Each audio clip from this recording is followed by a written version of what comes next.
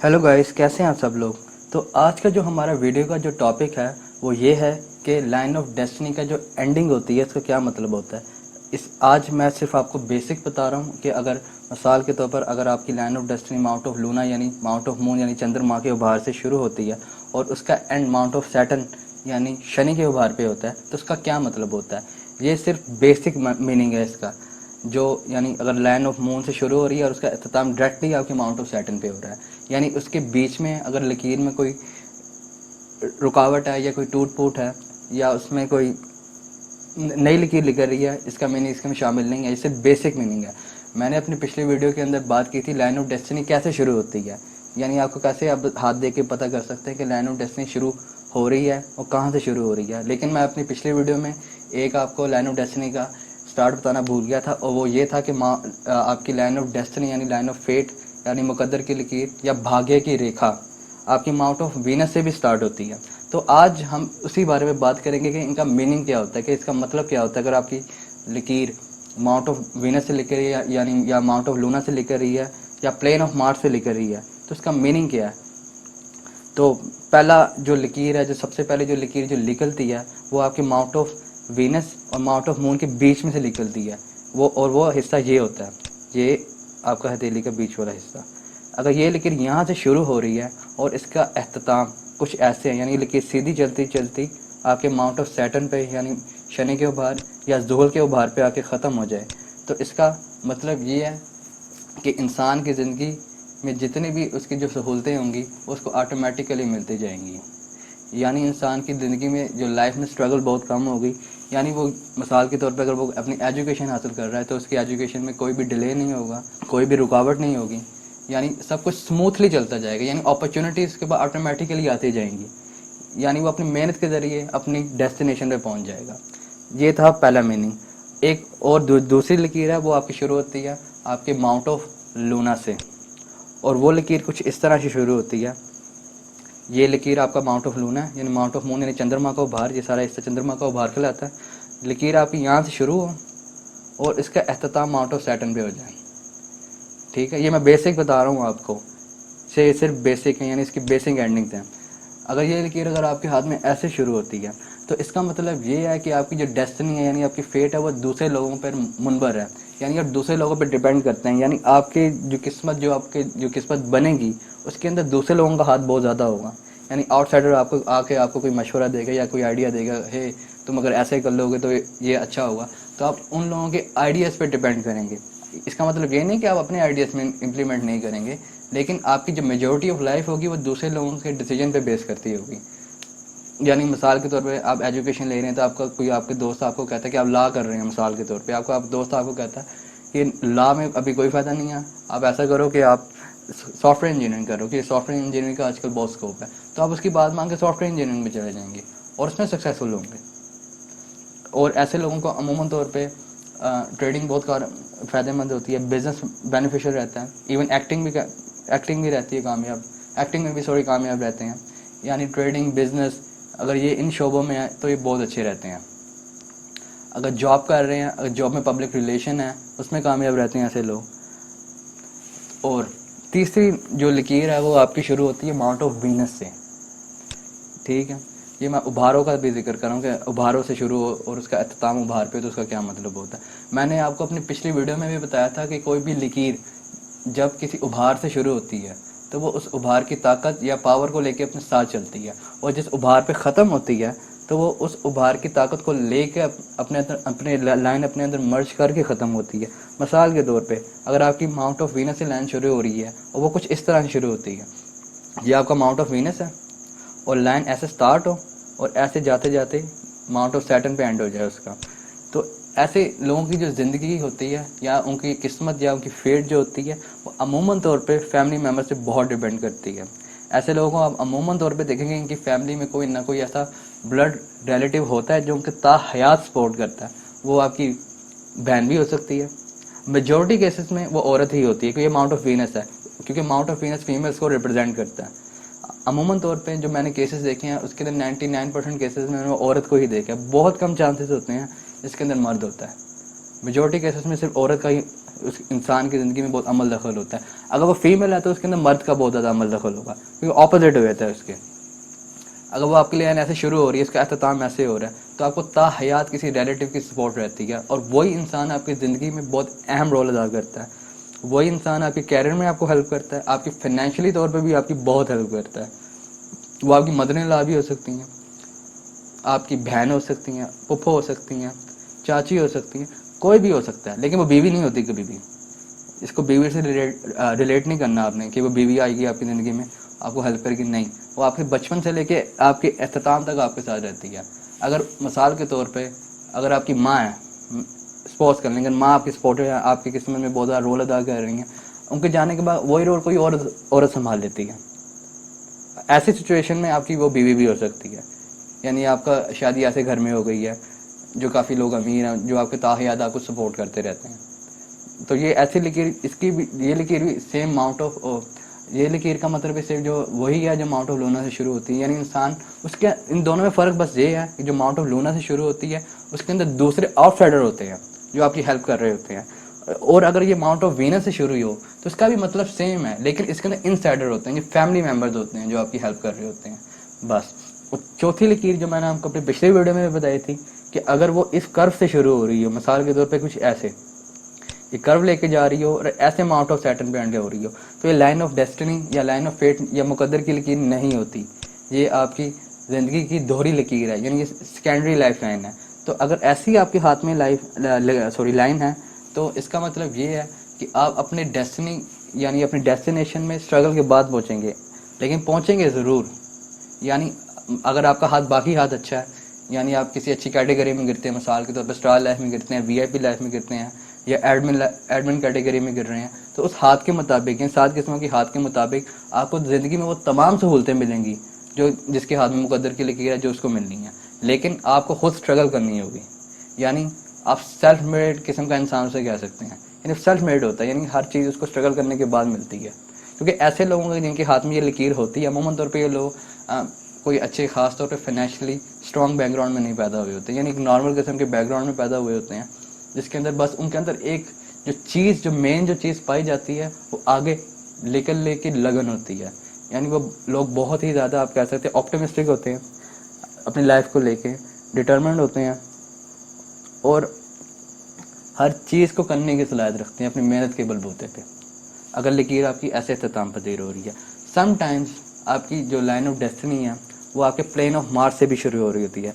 पहली बात तो ये आपको पता होना चाहिए प्लेन ऑफ मार्स क्या है। ये आपकी ब्रेन लाइन है मिसाल के तौर पे, और जो ये हिस्सा है ये वाला इतना हिस्सा ये प्लेन ऑफ मार्स कहलाता है, यानी मरीख का हिस्सा, यानी मंगल का हिस्सा कहलाता है, या मंगल का मैदान आप इसे कह लें, वो कहलाता है। अगर मुकद्दर की लकीर आपकी यहाँ से शुरू हो रही हो तो ये मार्स की पावर को लेकर अपने साथ चली है और सैटर्न की पावर के साथ ख़त्म हो गई है। तो ऐसे लोगों के हाथों में, अगर आपके हाथ में ऐसे लकीर है तो जो आपका कैरियर है वो लेट हमेशा शुरू होता है। यानी ऐसे लोगों का जो कैरियर है अमूमन तौर पे 28-29 के बाद उनकी किस्मत साथ देना शुरू करती है, और जब वो किस्मत साथ देना शुरू करती है तो जो ऐसे जिस हाथ में ये ऐसी लकीर होती है, यानी जिस इंसान के हाथ में ये लकीर हो, वो अपनी लाइफ को लेके बहुत ही ज़्यादा एग्रेसिव होता है, यानी फाइनेंस को लेके हर चीज़ को लेके एग्रेसिव होता है, यानी वो लाइफ को अपनी बहुत एग्रेसिवली लेके आगे चलता है।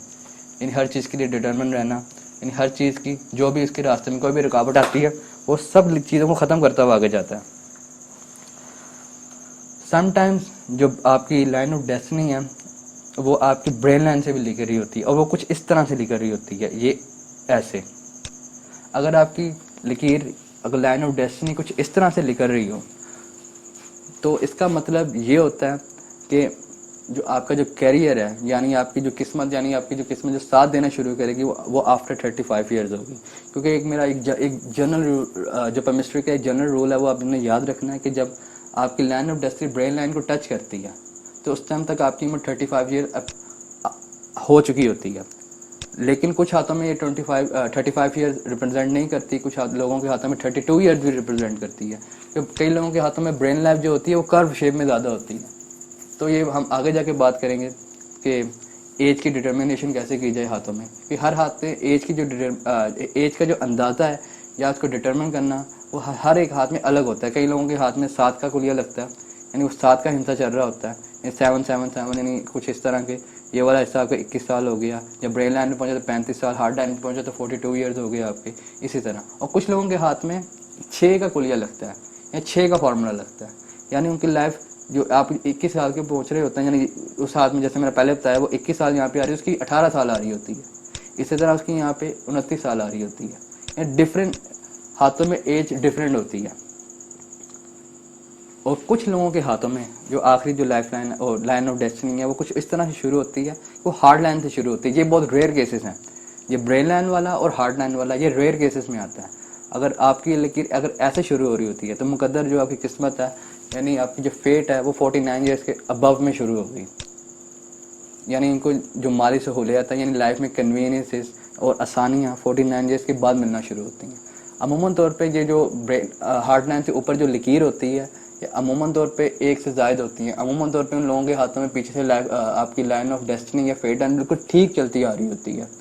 तो आगे जाके जब वो बूढ़े 49 ईयर्स ऑफ एज में पहुंचती हैं तो अमूमन तौर पे जो खास तौर पे गवर्नमेंट एम्प्लॉइज़ हैं उनके अगर उन लोगों के बच्चे उन लोगों के वक्त तक जवान हो चुके होते हैं, तो एक तरह का उसको इंसान को डबल सोर्स ऑफ इनकम बन जाता है उसका, यानी औलाद ने भी कमाना शुरू कर दिया या कोई और रिसोर्सेज ऐसा पैदा हो गया जिसकी वजह से उसकी सोर्स ऑफ इनकम बढ़ जाता है। अगर आपके हाथ में एक से ज़ायद मुकद्दर की लकीरें हैं, यानी मिसाल के तौर पर एक लकीर ऐसे है और छोटे छोटे हिस्सों में लकीर बन रही है लेकिन वो साथ जुड़ी ना हो, यानी उसने उस लकीर को काटा ना हो, यानी मेन लाइन ऑफ डेस्टिनी को वो ख़राब ना कर रही हो, तो ये वक्फे वक्फे में आमदनी की निशानी है।